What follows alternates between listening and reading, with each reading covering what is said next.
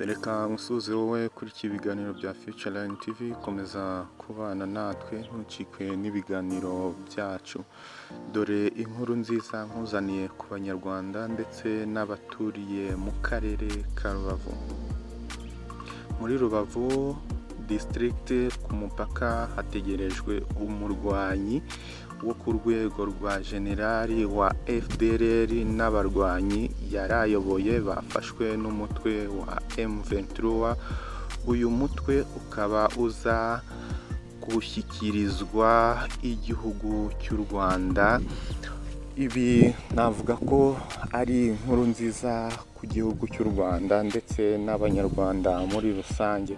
Komeza udukurikirane kandi ukore subscribe kugira ngo n'andi makuru agiye atandukanye akugereho. Murakoze cyane.